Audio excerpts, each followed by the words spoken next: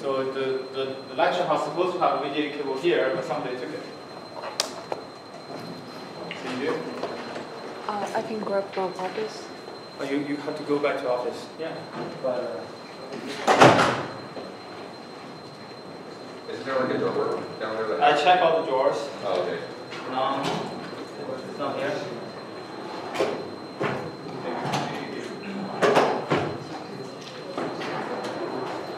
Using the chalkboard, I think. Okay. So let's do a quick review of what we discussed last lecture. We talked about index, and we basically touch upon two different classes of indexing structure. One is tree-based index, and the other is hash-based index. All right? And for both type of indexing structures, you want to remember that you build them what we call data entries. Right? We build that over data entries. And the data entry has three types. We call alternative 1, alternative 2, and alternative 3. Right? Alternative 1 is the record itself.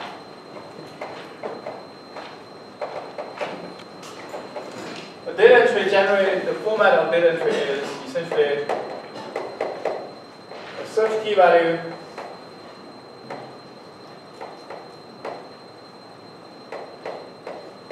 plus a reference to record with that search key value k, right? That's what we said, right?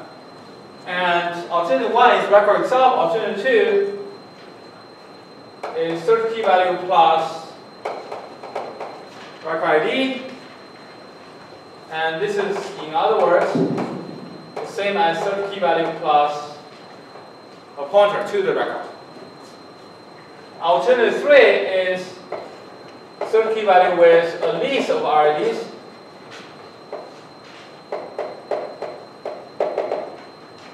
So, in other words, is the search key value k with a list of pointers to the records, of course, to the records whose search key value equal to this value k right here. Okay? So that's what we have been discussing over last lecture.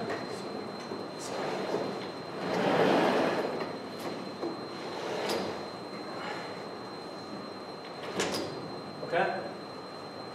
Now, to review tree-based indexing structure, what happens is you have a data file that has a list of pages, and this is your data file. And within each data file, within each page in the data file is what we call a data page. Right? Within each data page, you have a collection of records. That's record number 1. So, for example, this one has 4 records, right? 1, 2, 3, 4.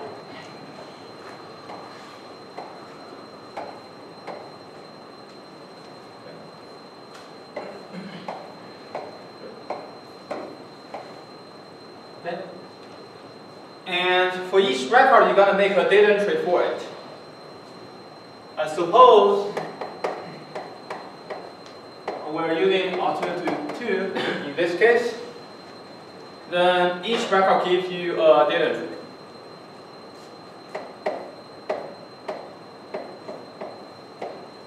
So its search key value is k1, and there are a bunch of other values.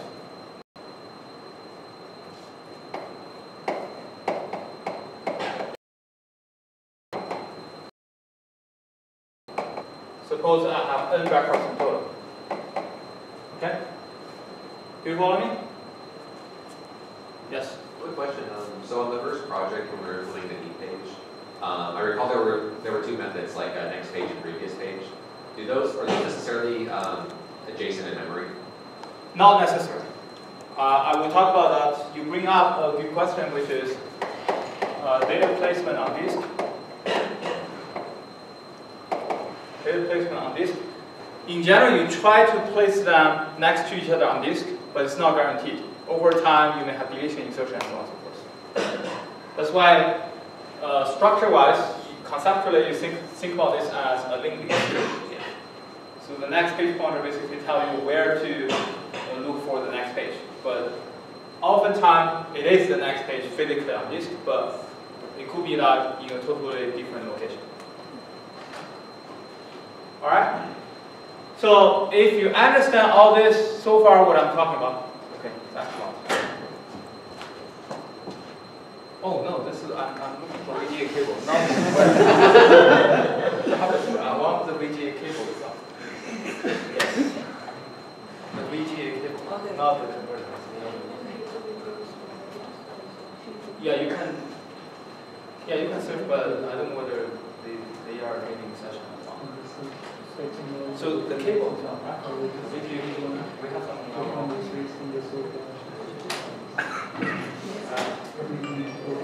Do another one. Sorry. Okay. Okay. So for tree-based indexing structure, if we talk about tree-based indexing structure, the first thing you do is you sort a data entries, and then you build index over. Right?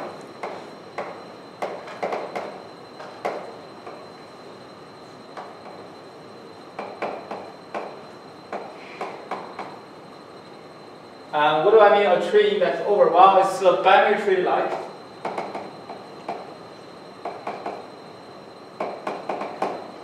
Structure.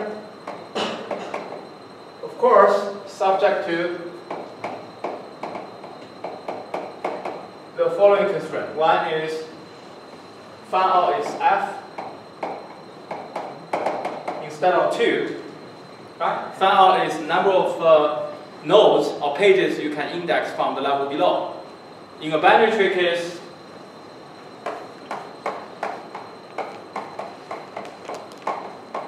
clearly the fan out is 2. But for a fan out of 2, you have only one entry, right? This is the one entry, a key value and a pointer, and this is the leftmost pointer. Leftmost pointer. Right? So binary tree has only one entry plus a leftmost pointer. In a B-path tree, every node has, if the average fan is F, then every node has roughly F minus 1 entries plus 1 leftmost pointer. So the total fan is in F. Okay? Second constraint,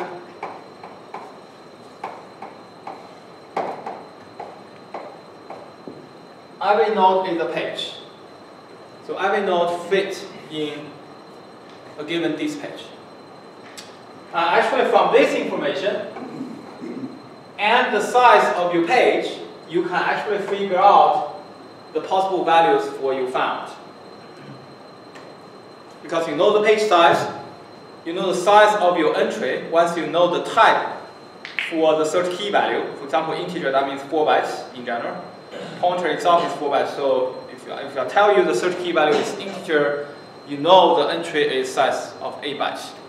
And given the page size and index entry size, you can calculate the maximum possible value for F. You follow me? Does that change when you have something like a bar chart, some variable? Of course, yes. If it's a variable length search key value, then the value of F is not fixed. Even for, by the way, even for fixed length search key value, you can only calculate the maximum possible value for F.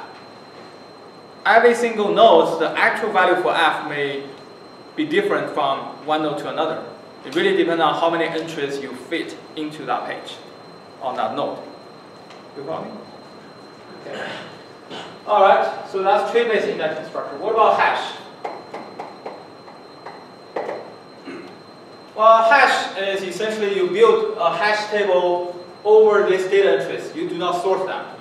You build a hash table over these data entries, and each bucket in your hash table initially is a single page.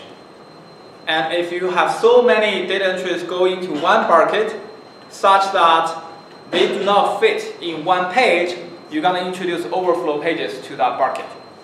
So it end up look at something. It end up to be something like this. That's your hash table. Of course, this X is your search key value, and some of them may have overflow pages.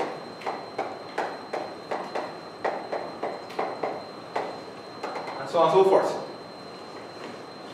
Okay? Of course, one thing I want to make it clear, both structures we talked about so far, they are static data structures, meaning that they do not support insertion deletions, at least efficiently. Of course, you can argue I can always do, for example, insertion to a hash table like this, but the problem is if you just do insertion using this hash value and this particular construction, you may end up with a really bad indexing structure, meaning that there's one bucket with a really long chain of overflow pages. In particular, if you think about the database, or the user of the database as a potential adversary who tries to play against you, once you fix your hash function and your construction, the user can always, that adversary can always choose a sequence of insertion that results in a long chain of overflow pages. Right? So later on, we're going to talk about dynamic hash indexing structure so that I can adjust the construction of my hash indexing structure based on the workload you provide to get rid of overflow pages. Okay? But those are issues to be discussed later on.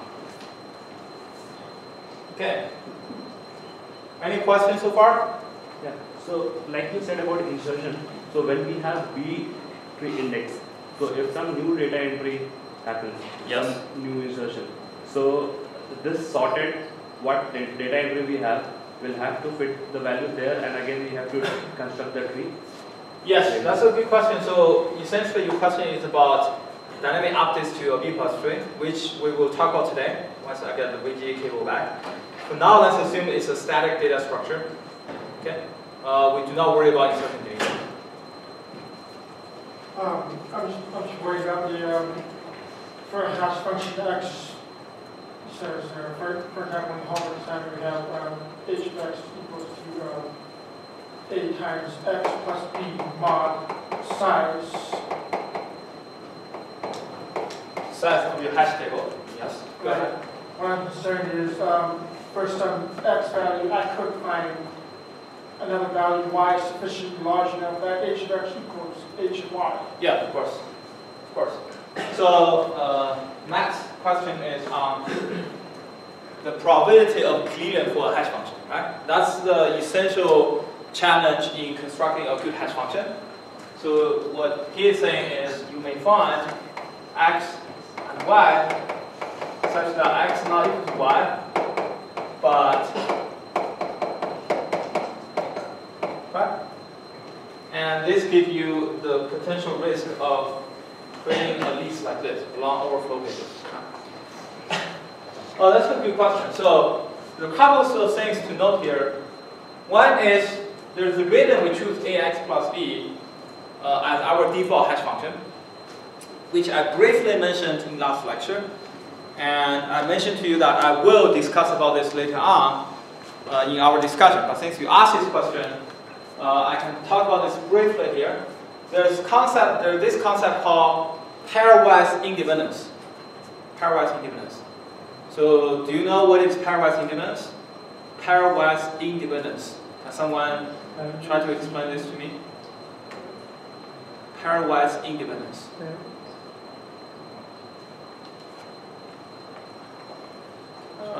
If we have elements like x1 to xn, and if we check if those elements are not independent, but if we make the combination like x1, x2, x2, x3 and so on, and their probability should be the multiplication of the individual, and we construct. Okay, let me ask you the class another question, right? Given two random variables, let's say x and y are two random variables. Okay? Okay? Two random variables. What do I mean by saying, okay, x and y are independent? It's a very simple question, right? I give you two random variables. What do we mean by x and y are independent? The outcome of one doesn't affect the outcome of the other. Sorry? The outcome of one doesn't affect the outcome of the other. The output of one doesn't affect the output of the other. Can you formulate this? Yes. Can you formulate this? One cannot be expressed in terms of another. Oh, these are the same thing as Daniel has said, right? Let me try to formulate this.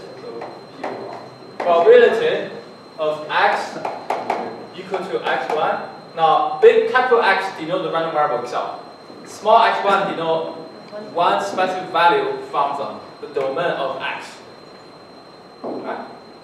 So what this says is the probability for this random variable to in any given trial take the value of x1 and y equal to y1. If they are independent, what do I have?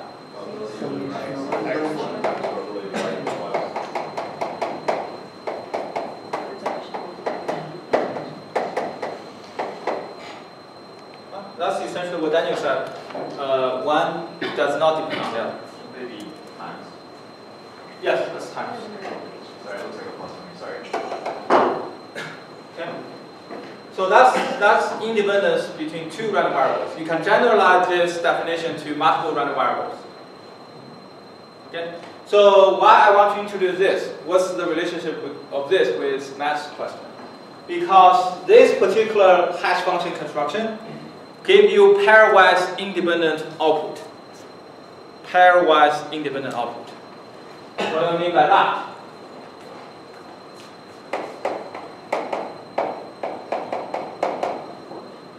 Okay?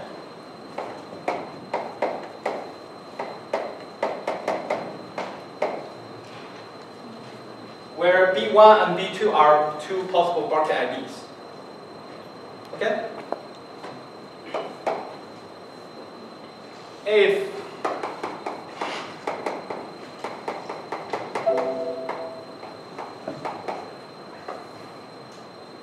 of course where A and B are two random values chosen at random when you construct a hash function, what can you say about this? What can you claim about this? If the output are pairwise independent, what can you claim about that? Huh?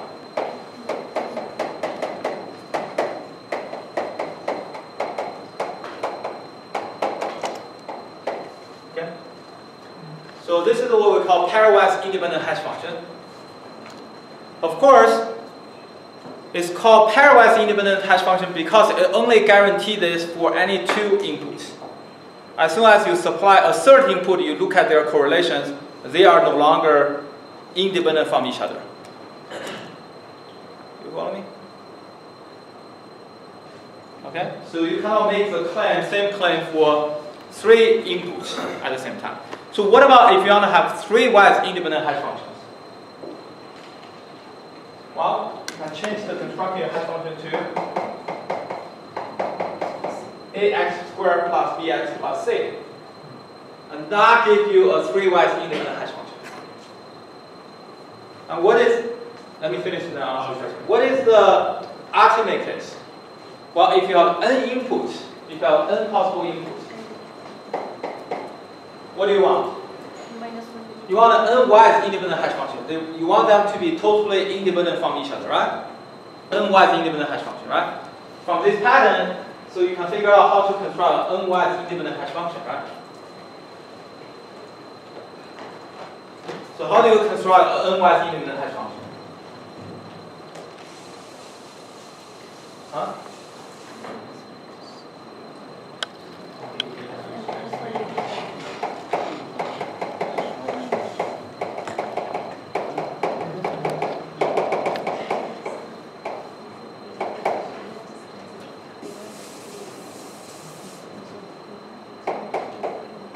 Okay. That will give you an unwise independent hash function. So now back to Matt's question. So why don't we use this hash function?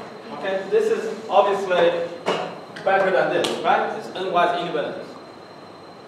So what to relate to Matt's question, if x not equal to y, the chance you have collision for using an unwise hash function is very, very small. Because any two of them, any n of them are independent, let alone any two of them. You follow me?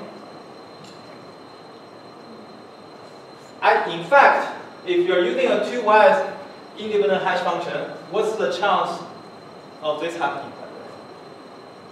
What's the probability for this to happen if we just use a two-wise independent hash function? Someone give me an analysis for that.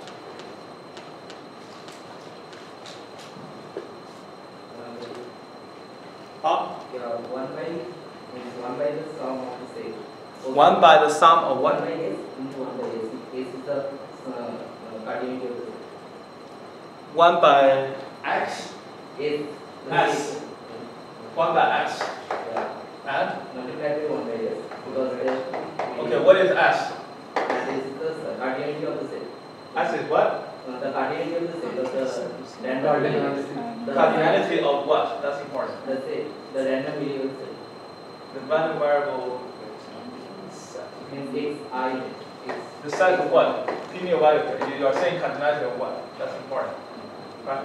Fill me in here. What is here? Cardinality of the random variable? Yes. So how do you define cardinality of random variable? The pairwise means the elements that can be in the set. The elements. Okay, the size of Yes, the size. domain of the random variable. The Now domain, with me? exactly. Okay. All right.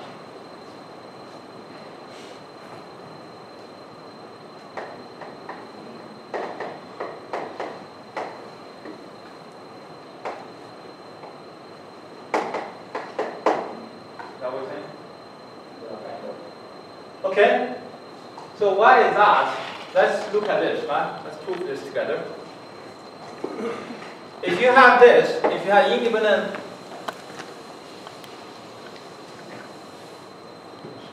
so this is given, right? We know if you're using this hash function, you have this property. So now what's the chance two elements that's not equal to each other but end up in the same bracket if we're using a pairwise independent hash function? Well, let's just do the math. In this case, we know x go to bracket b if x and what? Y must go to bracket b, right? Otherwise, we don't even have to worry about this case. They end up in the same bracket. And what's the probability of this? By this fact, is simply the probability of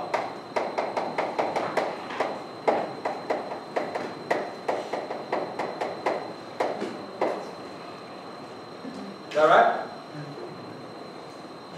If you're talking about uniform random hash function, the probability of one input mapped to an output is exactly 1 over the size of your output. You follow me? Suppose that size is 1 over s. In our case, it's essentially that's the probability of cleave. Matt, do you follow this? So do the rest of you follow what I'm saying here? Well, you have a different choice for that B. I mean, HX. So if you're using a uniform random hash function, the probability you hash the input to any one of them is uniform, which is 1 over the size of the output. What I mean is HX equals B and the HY equals B, and B have different value like HX equals 1 and HY equals 1, HX equals 2 and HY. Exactly, but you only have B of those possible choices. So yes, so it's And each one of them has equal probability to be output because we are using a uniform random hash function. So which means given any input, the output to a particular element is uniform, whether it's 1, 2, 3, 4. Does it make sense to you at all? So the probability is you need time B again. No, I think that the first thing. Oh, I see what you're saying. Okay, yes, that's a good observation. This is the cleaner for one bucket. That's a very good point. This is the cleaner for one bucket, but we have B buckets, right? You follow me? So we have to type S again. You follow me? Because why? Because B could be equal to 1. Let's assume we have buckets at S, right? To follow the notation here. Do you follow his argument? That's a very good comment, by the way. Okay. This is a clear probability for one given bucket, but they may collide over B different buckets. But but the thing is, if we're talking about deterministic hash function, okay, deterministic hash function, not randomized hash function. This actually for a given x and y, this is important, right? For a given x and y values, and determines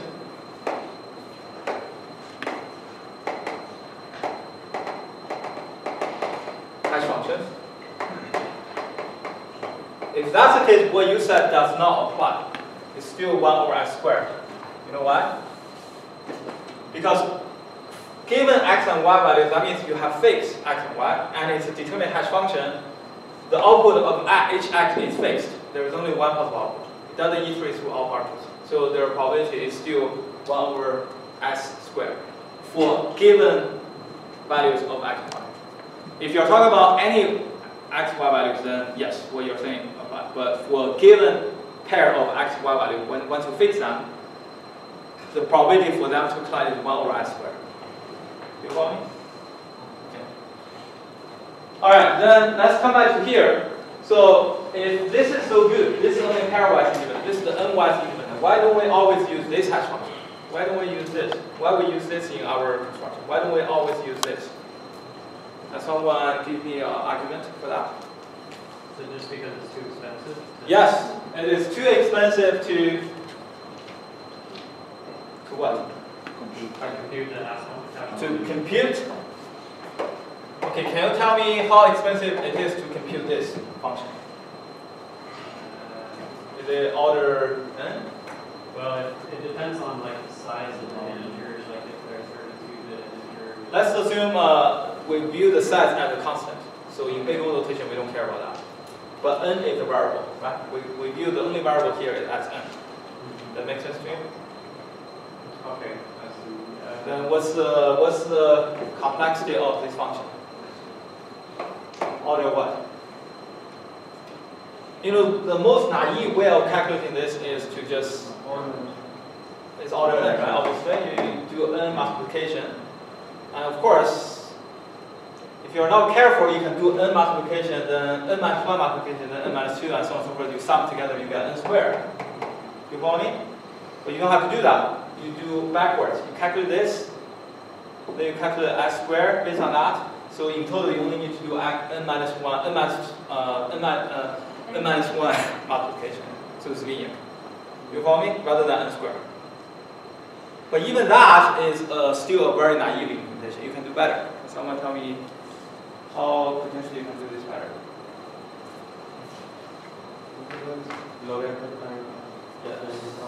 What you do is you basically to compute this, you can square and get that. You don't have to get x cubed in order to get x to the power 4. Does that make sense to you?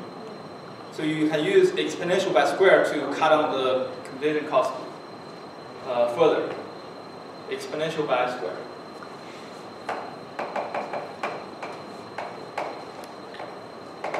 But still, this is expensive to compute. This is expensive to compute. In addition, there is also storage cost. Can someone tell me why there is a storage cost with this hash function? So in order to compute this function, what do you need to remember? So oftentimes, this is something that applies not only to database, but to any subject in computer science, for any function f, you want to know what's the cost to describe this function f. The number of bits required to describe this function f. And what is that value for this function? Again, it's order n because you need to remember a0, a1, all the coefficients. You don't need to remember x. You don't need to remember this power because it's a very regular pattern. But you do need to remember these guys. So it's order n. You follow me? If the cost of the hash function, if the cost of describing this hash function is order n, well, there's no point of using this hash function. Why?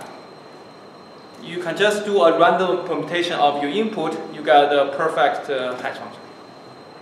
You can do a random permutation of your input, which is size n only.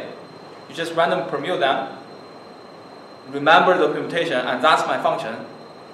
And that gives you a perfect hash output. Because it's a random permutation, which means the first element in your output can go to any position in the output with probability of 1 over n.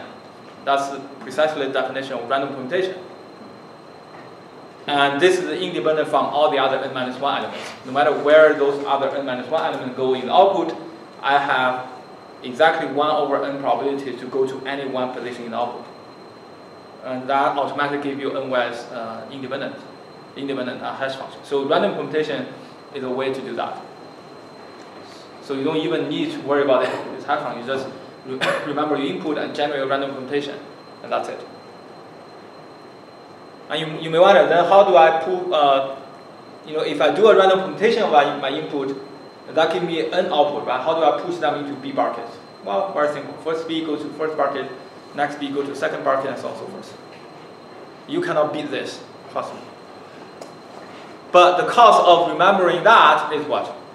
Is n. You need to remember this random permutation. Do you follow me? Okay, now let me ask, since we are here, let me keep asking you guys yet one more question before we move on. How do you do a random permutation? How do you generate a random permutation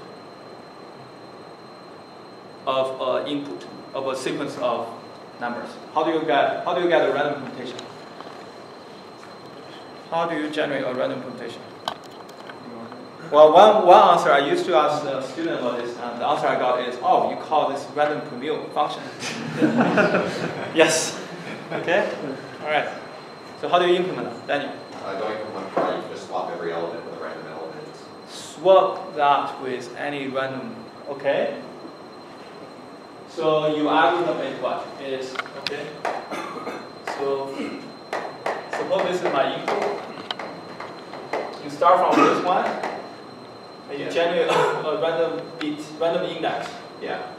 And this swap the values. Swap about it. And what do? You go here You do again. that left. You do that going left to right.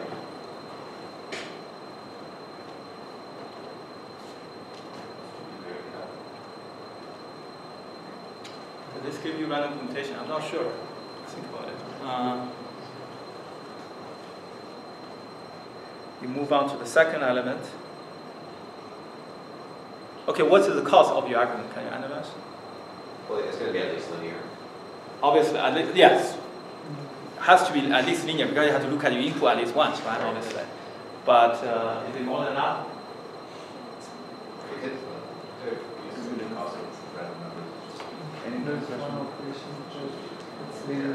Okay, I'm not sure whether this gives you a random permutation or not. I will think about this offline. I don't want to spend too much time thinking about this. But I will come back to you, right? This, I don't think it gives you a random permutation. Or even if it does, the cost might be high. It could be quadratic in the worst case, I think. Any other attempt? Random permutation. So you can do random permutation by sorting. I think it's essentially the same as what Daniel has said, right? Let me propose my algorithm and then we check. Okay? What you do is you generate, for each input, you generate a random number between 1 to n. Of course, distinct random number between 1 to n. Suppose there are n of them. So that's kind of like random index. So this is 3, this is 1, this is 100, 2, and then what do you do? Sort. sort the pair based on the index. You view each you view this as a pair, and you sort the pairs based on the random index you have generated. And that gives you a random permutation of the input. So the total cost of this is sorting cost, essentially. How do you make sure you don't pull the same index every time? How do you make sure you don't get the same index every time you generate? How do you generate this same index? Well, there are efficient ways of doing this. Without having people set up the ones people already use. Well, for example, you can just use a heat map for 1 to n, and every time you just choose one number out of it and remove that from the tree. And that obviously gives you a random sequence. You follow me? Between 1 to n, of course. That's the same as Daniel. I will take that question often. I will have to think about it. Okay. Why we need to generate random permutation for swapping all the n? We can swap 1 or 2 and it will be some other. No, that's not a random permutation. You cannot just swap 1 or 2 to claim that's a random permutation. Yeah, we can do it better with the swapping algorithm. So let me answer Srikum's question first. Right? So first of all, how do you define a random permutation? How do you define a random permutation? Do you know? That is the question. How do you define a random permutation? Can someone try? Formally define what's a random permutation. Alright, given a sequence, let me denote my sequence as S, that's my sequence, right? It's an ordered set, right? How do I define random permutation? Well, if you try to permute them, how many possible combinations you have? N factorial, right? Of them. You follow me? I denote them as S1, S2 until Sn factorial. So how do you define a random permutation? No element. A random permutation of S equal to Si with probability of what? Must be exactly 1 over n factorial. That's why what you propose is not a random permutation. Because if you just put 1 or 2, you convert S to some Si, the probability of that is much higher than 1 over n factorial, rather than strictly equal to 1 over n factorial. Okay, I think I have enough. I will take further questions on this offline. We need to move on. But I think these are good discussions, right? To fully understand and appreciate the complexity going into organizing and building indexing structures. Okay. Now, I finally get this back.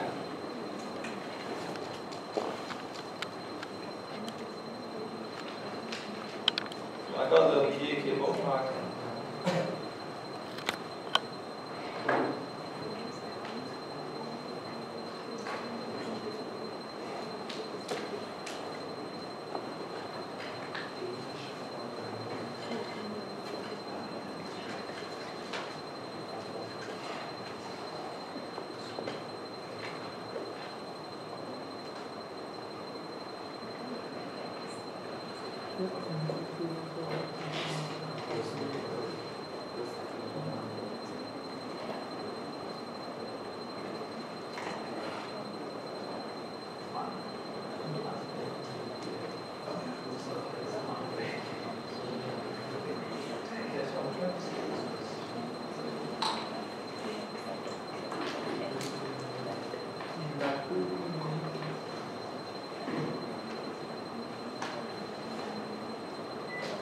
Okay, it's coming on.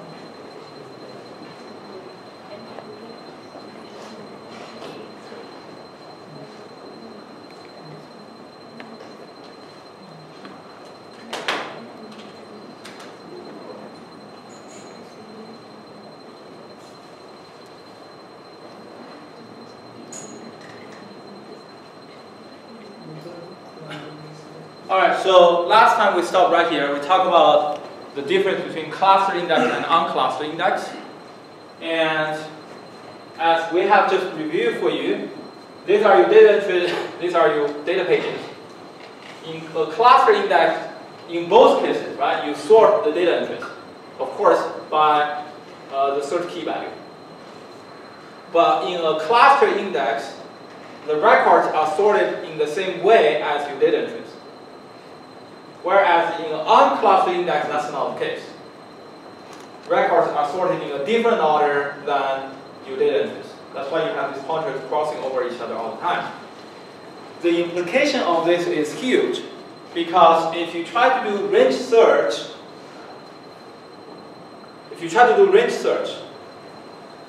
over your records, not over your data entries. If you do search over data entries, you can ignore these black box, these blue boxes, and they are effectively the same if they are built over the same search key value. You follow me? If you do search on data entries, these two are effectively the same. There's no difference whatsoever. However, if you do search over records, then there is a huge difference between the two. Why? In the left, you find the first value in your range, you go down all the way to your data file, and now you can do linear scan in your data file to retrieve all the records in your range. On the right, can you do that? You can no longer do that anymore, because you go, you find the first entry in your range, you cannot do linear scan in the data file because they are not sorted. What you have to do is come back to the leaf level, find the next data entry. You can do that because they are guaranteed to be sorted. Find the next entry, come down again. You do this repeatedly until you find the first data entry that's outside your query range. And the difference in I/O is huge, right?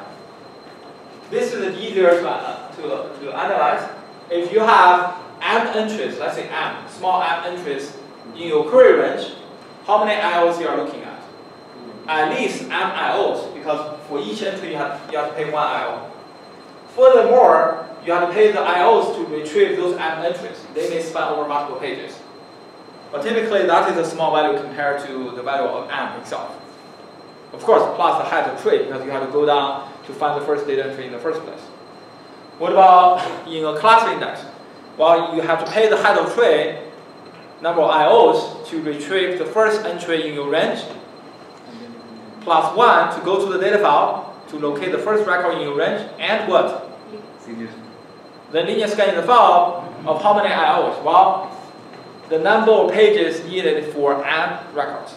If you have m entries in your range, you will have m records in your range, and it depends on how many pages those m records span over, and that's your number of I/Os. That's going to be a value much smaller than the value of m itself, because typically a page holds of about 100 records also, at least tens of records. So you're looking at least 1 or even 2 orders of magnitude difference between the left and right in terms of I/O. Okay? Now, what about cluster file? A cluster file is nothing else but a cluster index using alternative 1. Essentially, it's this, but since we're using alternative 1, our data entries are the records themselves. So we effectively do not have these brown boxes. That's essentially your cluster file. Imagine these boxes are gone and this tree is built directly over your data file. And records are sorted by the search key value. Then that's your cluster file. You follow me? Okay, so that's the cluster file. The trade-off, I talked about this already. So cluster file is essentially this. And one assumption we make is that in a cluster file, we assume that pages are usually 67% utilized. What that means is each page is not fully packed with records.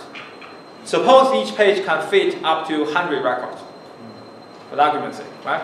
Why is that? Let's say we are talking about 1 kilobytes page, and each record is about 10 bytes, then you can have 100 records per page in the maximum case, right? When you fully utilize the page. You follow me? So what does 67% utilization means?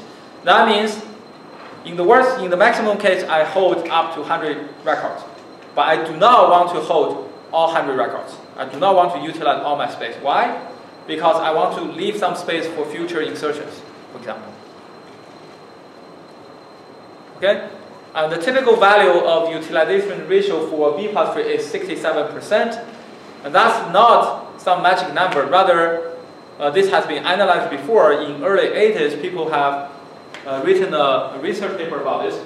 If you assume a random sequence of input with insertion and deletion to a B plus tree, when that sequence goes to infinity, the limit on the page utilization ratio of a B plus tree converges to not 6-7%, but really close, 2/3. Okay, converges to 2/3. Okay, proving this, of course, is not trivial. I think it was done by Turing Award winner Andrew Yao. He was at the time, I believe, at the Princeton University. Now he's at Tsinghua University. So I believe that's done by him. Okay.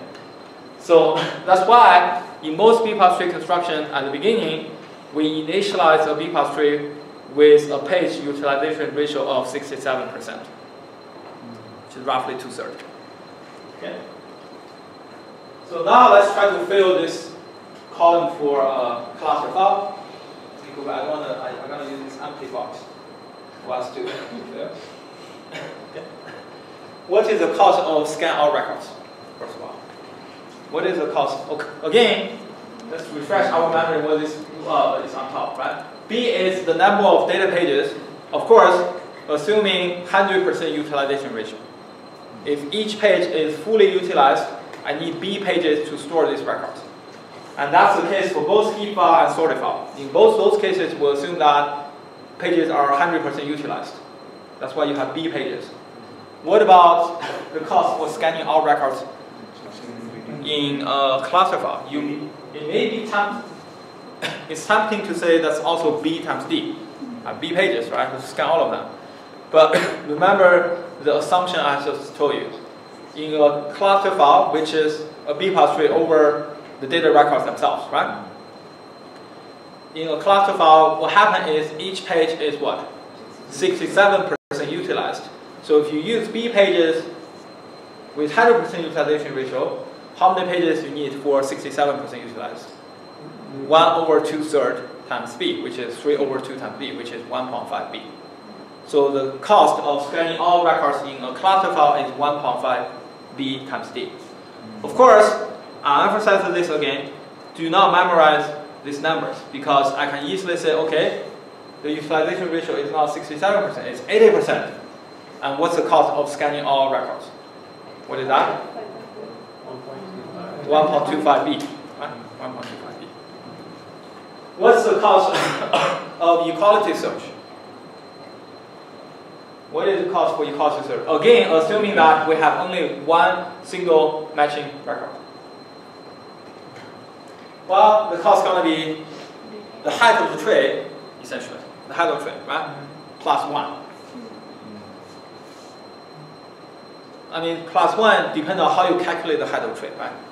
So roughly is, and what the question is, what is the height of the tree in this case? Well, you're going to have 1.5 B pages at the bottom, right? You know that? If each page has roughly a fan out of F, how many pages you're going to have in the level above? It's reduced by a factor of F each level you move up, right? It's reduced by a factor of F each level you move up. So you're going to have 1.5 B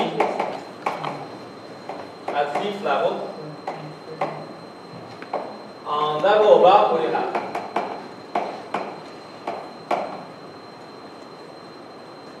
Of course, the ceiling on this, number of pages, right? Why? Because what's the definition of F? Each page in this level index F pages in the level below. If you have 1.5 B pages in the level below, how many pages needed at this level? 1.5 B divided by F. Take the ceiling of that. What about, well, you see the pattern, right? the level above, and so on and so forth, until when this is reduced to 1.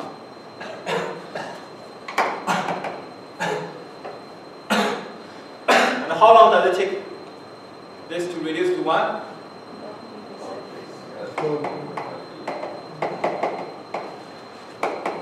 Right? Log f 1.5b, right? It takes that many levels for this to reduce to 1. Right? And that's essentially the height of the tree, and that's precisely the cost of equality search.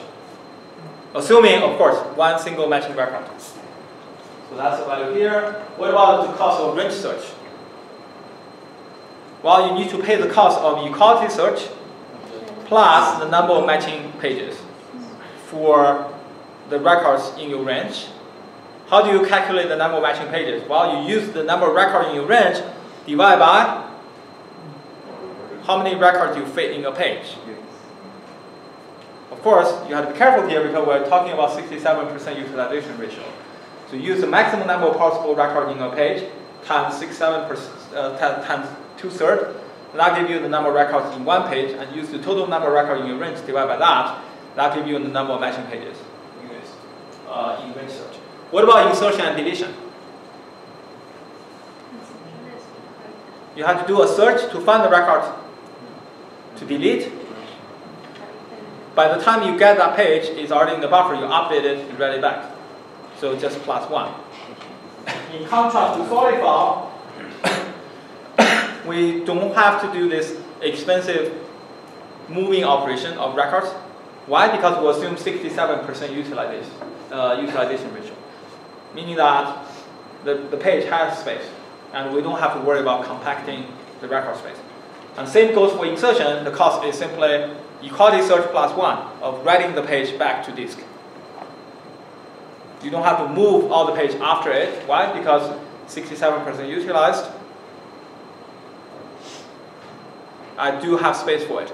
You may wonder, okay, fine, one insertion you can handle. What about I keep inserting to the same page? Eventually, it will overflow, right? So we will talk about that in a minute. But assume now we're talking about an isolated single insertion. So that's essentially the column I show here. I believe.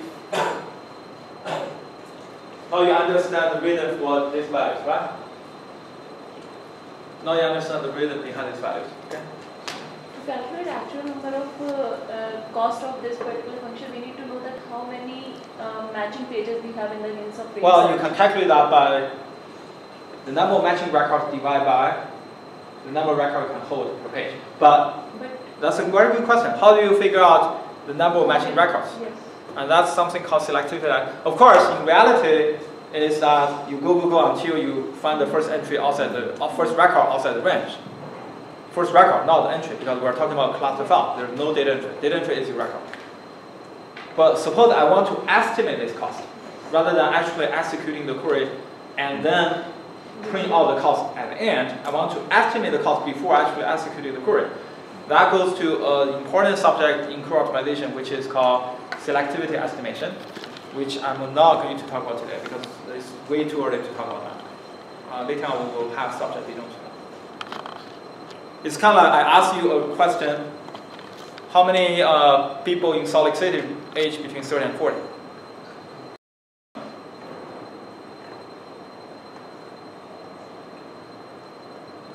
You know, I don't know, but you can do an estimation of that somehow.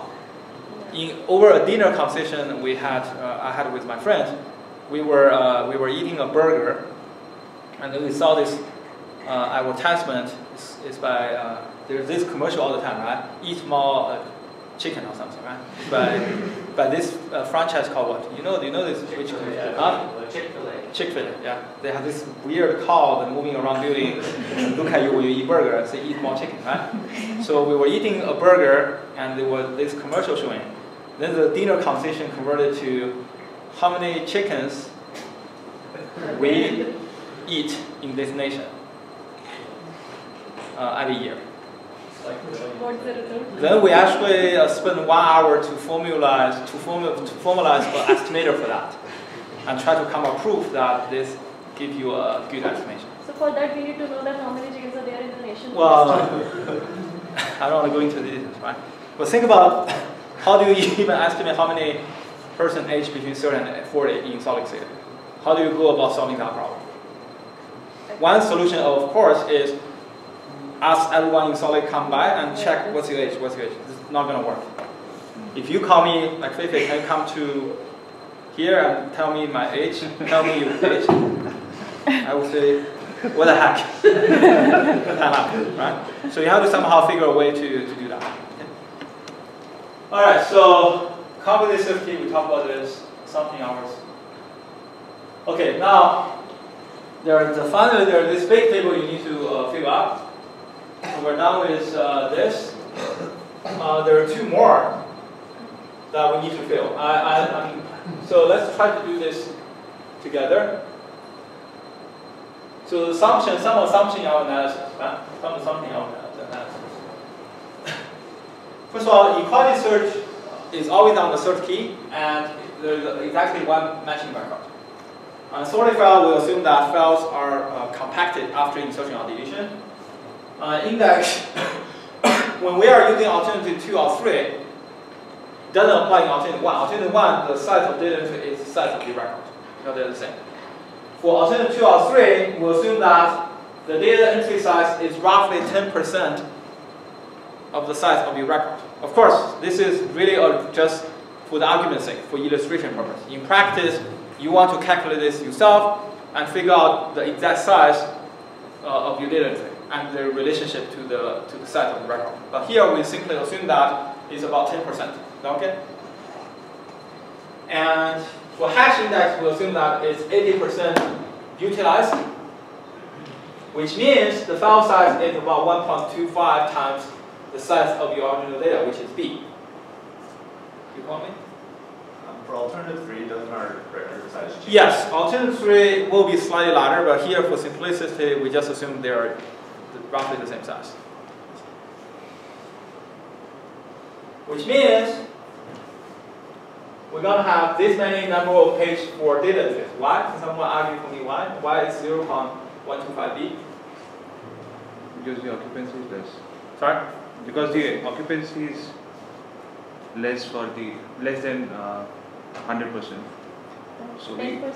Well, first of all, if my data record occupies B pages, how many pages my data entry going to occupy? Given the assumption. Well, it's going to occupy 0.1B pages. Why? Because this data entry, you're going to have the same number of data entry as the number of records. And data entry is 10% size of record. If you take B pages for this many records, you're going to take 0.1B for the same number of data entries of size 1/10. All trivial, right?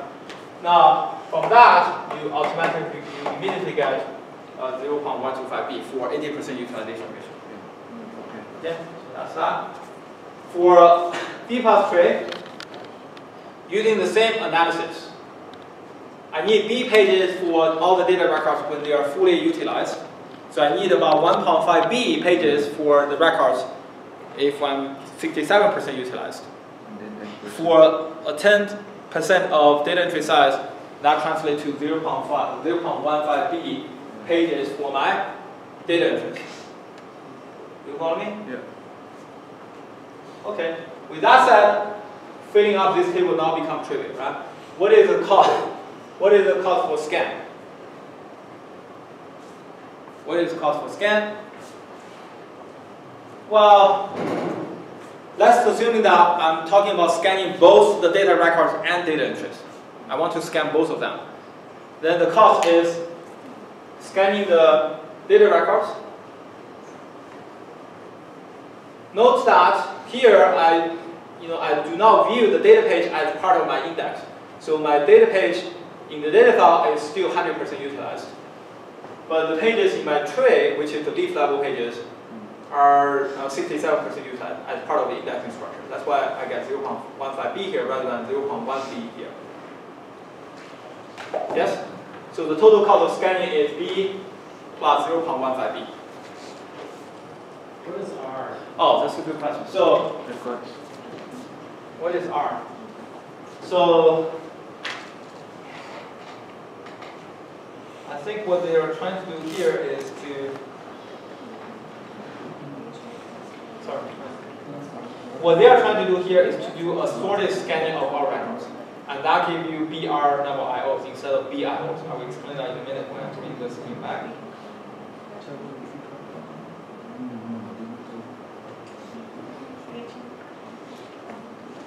So what they are trying to do here, what the slide is trying to do here is I try to scan all records in sorted order. If that's the case, how many IOs you are looking at? Well, you load the first page from your leaf level, you scan the data entries in order. For every data entry, what do? You pay 1 IO to retrieve the record. For every data entry, you pay an IO to retrieve the record. At the end of the day, what's the total number of IOs? Well, first of all, you need to scan all pages in the leaf level, which is 0.15B, as we argued. And then for every data entry, we pay 1 IO. How many data entries in total we have? B times R. Why? Because that's the number of records we have. Make sense? So that's the IO cost here. Do you follow me? Any questions? So it's also assumed that we can cache all the pages, right? Well, assuming that let's assume we do not have a buffer here. So every single page you visit, or every record you try to retrieve from disk, results in additional I/O. In practice, of course, when you are trying to do this linear scan, it's possible that by the time you retrieve the second record, it may be located in the same page as the first record. So you may not have to pay I/O for it. But let's assume that we're talking about the worst case. You do not have a buffer at all. So every single retrieval of a record leads to I/O from the disk. So that's that. What about equality search? Well, the height of tree plus 1. But the height of tree now is not log f 1.5b, rather 0.15b, because the number of pages in the leaf level is this many, not 1.5b anymore, compared to a cluster file. And the same for the other, right? The rest is reverse similar, right? Well, the only thing is, why is plus 2 now instead of plus 1? Well, the search gives you the search cost to the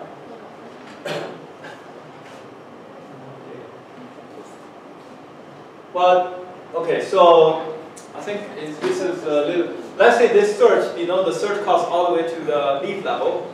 Then you need to plus 1 to read the page holding the record, update it, and write it back. Okay? So same here. But that will be the case in the cluster index also. Cluster index, because the reason for that is, but in cluster index, by the time you reach the leaf level, you already have the page containing the record. Okay, here, by the time you reach the leaf level, you do not have the page for the record yet. You have to go and find the record. That's one more I/O to retrieve the page. Okay. Now let's look at unclustered hash index. What is the cost of scanning? Well, you have to scan all pages for the data entries, which we have argued is this many. And then for every for every data entry, you pay 1 I/O to retrieve the record. So that's the cost. Equality search. Here is an assumption we use, right? We assume that we do not worry about overflow pages. That's the assumption we make, right? That's why it's 2. Why? Because you hash, you go to the bucket that containing the data entry, find the data entry, and use the data entry, then do another I/O to retrieve the page containing the record. What about range search?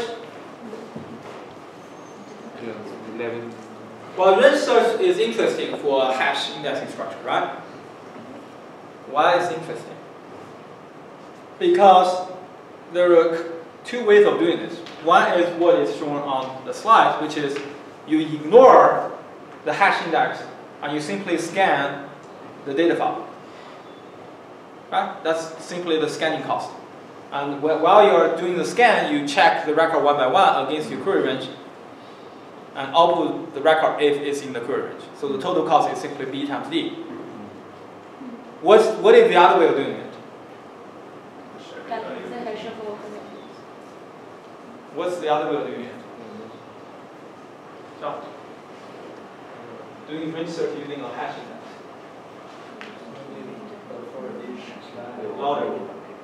For each value, you check the hash table and find the pointer. For each value from where? From the range. For each value in the range, you use hash function to find where it is and do that. Which is better? B or that approach is better? Well, depends on how many values you have in your hash range. If you have less than B number of value in your hash range, or less than half B number of value in your hash range, then what the approach John has just proposed will be better than this. But as soon as you have more than B over 2 number of values in your hash range, then you're better off just scan the data file directly, ignoring the hash index. Note that even though you have B pages in total for your records, you're going to have much more number of entries than B. Because B is number of pages. Each page can hold many, many entries, right?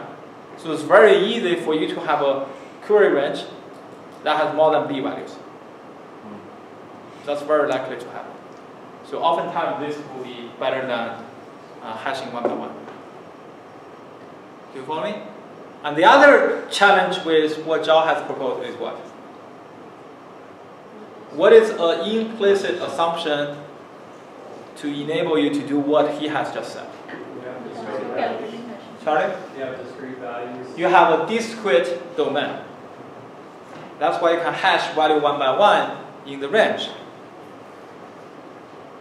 If you have a flow number, a double value, what do? Okay, you hash 3, 3.0001, 3.0002. Oh, okay, good luck with that. In fact, theoretically speaking, if you have a non-discrete domain, in other words, a continuous domain, this approach doesn't even apply. However, since we're dealing with computer has precisions. A flow number is what? 64 bits. Right? So technically, even for a continuous domain, as long as it is stored in a computer, I can still apply this approach by changing 1 bit at a time, plus 1, right, to this binary representation, 64 bits binary representation. But that will cost a lot. And imagine if I'm using some library like GIMP, which give you arbitrary precisions, no matter how many bits you have in your memory, your architecture can support, I can have arbitrary precisions, then this approach definitely doesn't apply. And the insertion and deletion are similar to the unclustered treatment. Okay, we're done with this. We finally done filling up this table, right? So, again, do not try to memorize the numbers here. Rather, go back, think about what I have said, and see whether you can infer each of these values by yourself. In the exam and in your homework, I will change the setting just a little bit, and the number will be totally different. Okay? All right. Let's move on to the next lecture.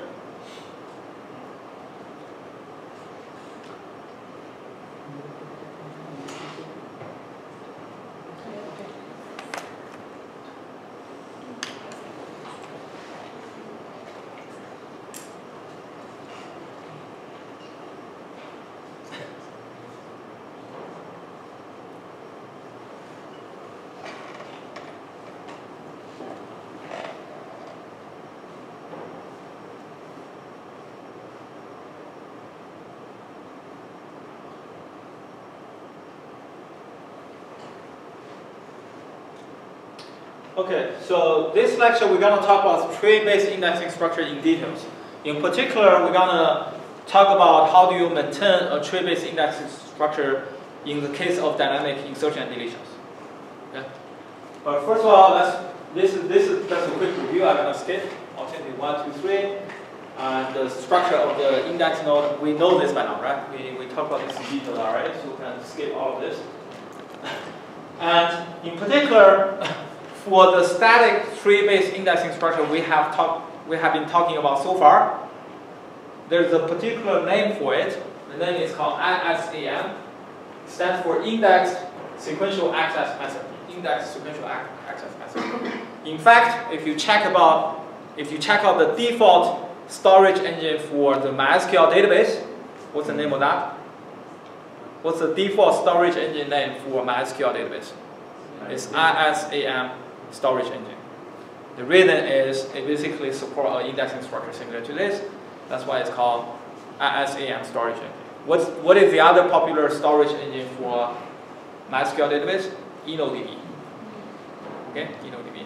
And we're going to talk about the difference of those storage engines later on, because one critical difference between the two is whether they support transactions or not. We haven't talked about transactions yet. Okay. So, give you a quick review of ISAM, essentially a static B+3 indexing structure. What happened is these are the pages with records. That's what we call data pages, and the collection of them is what we call data file. And then for each record, we produce a data entry. Initially, they are not sorted. Initially they are not sorted, but so initially they are kind of like the pointer do not cross over each other. They are not sorted. But to build the index and sort them, most likely the order of the data entries is not going to be the same as the order of the records. So you're going to have pointers crossing over each other in the leaf level. Then you place this data entry into pages. One thing to note is that the number of entries you can pack into a page is going to be much larger than the number of records you can pack into a page. Why? Because the data entry size is much smaller than the size of records. And given the same number of data entries you have as the number of records you have, assuming we're doing alternative 2, that leads to the conclusion that we're going to have much less number of pages in the leaf level than the pages in the data file, which means the value m is going to be much smaller than the value n here. Then in recurse, for each page, you make an index entry in the level above by taking the smallest search key value out of this page and the pointer back to here. The smallest search key value from this page, pointer back here. Of course, you skip doing this every f of them because you have the leftmost pointer, as we discussed in last lecture. So roughly, how many entries you have in this level? How many entries you have in this level? Well, the number of entries here divided by f. You reduce the number of entries by a factor of f. No, sorry, number of pages m divided by f. Right? That's the number of pages you have here. How many pages you have here? Well, you reduce by a factor of f. You reduce that by a factor of f. You keep doing this until you reach the root level with only one page left. Now, if you try to use this structure to support insertion and deletion, what happens? Well, you're going to have overflow pages, right? If I keep doing insertion to this page, eventually at some point, you're going to run out of space in this index, in this leaf level page. In other words, the number of data entries that go here will be more than the capacity of the page. And what happens is you will allocate overflow pages. An overflow page hurts your performance. Why is that? Because initially, think about the construction. This goes back to what Daniel has asked earlier. By this construction, I can ensure that these pages are next to each other on disk. In fact, in your Pairwise 2, you have one function you have to implement called new page, right? A new page is to allocate how many pages. Do you remember that function you have to implement? The idea is you ask the disk space manager to allocate this many pages consecutive to each other on disk, and then pin the first page to the buffer.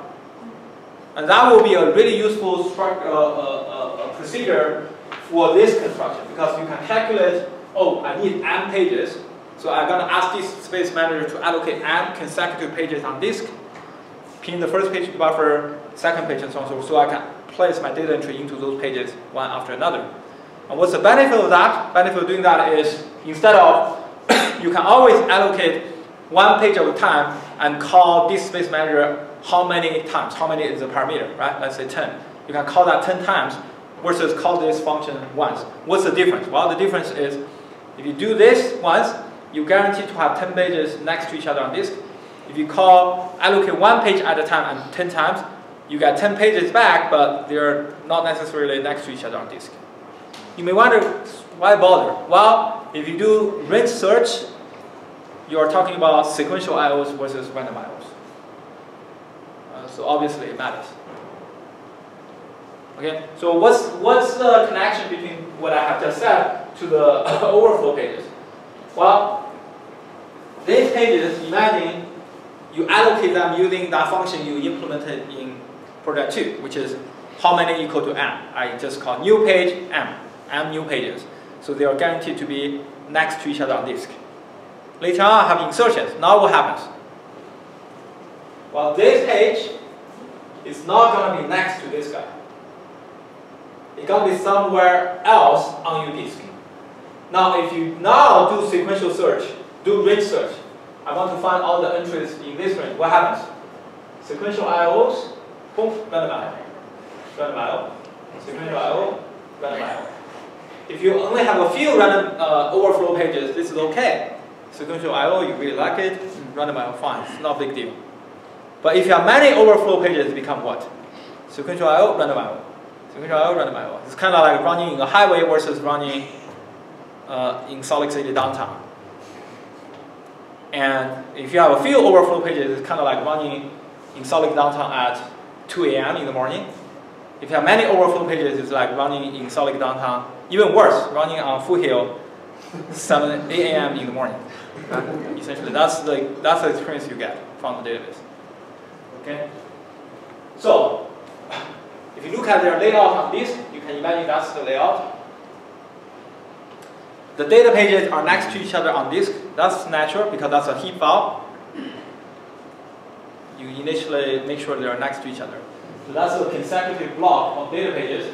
And after that, you start with your index pages. And what's going inside the index pages are leaf level pages first, next level pages, all the next level pages, then all the next level pages until the root page. Do you follow me? So you have leaf level pages next to each other, then next level pages next to each other, next level pages to each other. Each block, every block to the next block is reduced by a factor of f because the family is f. And then at the end of all these guys, you have your overflow pages. You allocate them on demand. You may wonder, why don't we allocate some overflow pages at the beginning so that this is empty and this is next to each other. So I guarantee sequential. Yes, you can do that. But if you don't know your insertion and deletion workload, how many overflow pages you should allocate? If you allocate too many, you're going to hurt your performance, right? Because you're reading many empty pages when you do search. If you allocate too few, effectively you're not going to help the situation anyway. Then why bother doing it? So it's really a not easy situation to address, right? So there are some examples of this. Okay, so before I let you go, I just want to do one more discussion. Is it time? Alright. Oh, I have 1 minute. Okay. So what I'm going to do is to give you this illustration on the difference between cluster index and unclassed index. Suppose I want to find all records greater or equal than 24. All records, not only the data entries with value greater or equal than 24, but the actual records greater or equal than 24. What happens? What are the IOs for this query? Well, you need to load this page, and then follow this entry to load this page. Follow this entry to load this page. Do linear scan. Because it's greater or equal than, you just go all the way to the required end. What's the total IOs? 1, 2, 3. 3 is here, right? 4, 5, 6. So the total IO is 6. Right? 6 IOs. What about you do the same for unclassed index? Notice that an unclassed index, the tree itself looks identical to a class index. So this part, the top, stay the same. But the difference is this pointer is now crossing over to each other because records are not sorted. If you try to do the same query now, what is the IO cost? Well, you see a lot more circles, right? For sure. You need to load that page first, then this page. So far is the same, right? The difference now becomes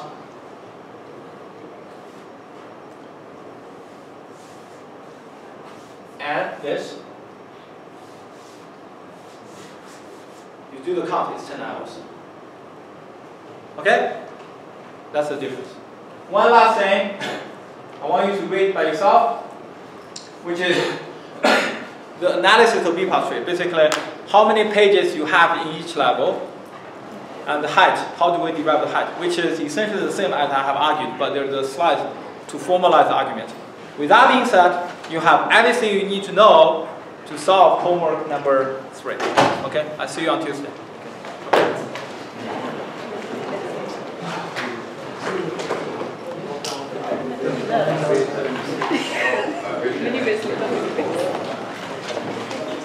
Many ways.